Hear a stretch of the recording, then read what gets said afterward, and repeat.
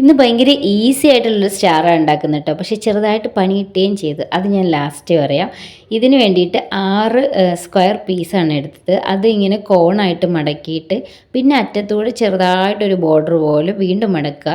എന്നിട്ട് അതുവരെ നമ്മളിങ്ങനെ ക്രോസ് ചെയ്ത് ഇങ്ങനെ കട്ട് ചെയ്യണം. ഒരു 10 പീസൊക്കെ ആയിട്ട് ഞാൻ കട്ട് ചെയ്തിട്ടുണ്ട്.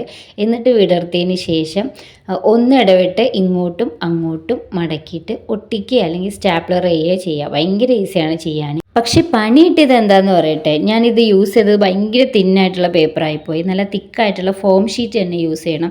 എന്നാൽ മാത്രമേ ഇത് നല്ല സ്റ്റഫായിട്ട് ഇങ്ങനെ നിൽക്കുകയുള്ളൂ. അപ്പോൾ സ്റ്റാർ പോലെ നല്ല ഭംഗിയിൽ നിൽക്കുകയുള്ളൂ കേട്ടോ. അപ്പോൾ ഒരു ലീഫ് റെഡി ആയിട്ടുണ്ട്. ഇങ്ങനത്തെ ഒരു 6 ലീഫ് ചെയ്തെടുത്തു. പിന്നെ മൂന്നെണ്ണം വെച്ച് ചേർത്താണ് ഞാൻ ഒട്ടിച്ചെടുത്തത്.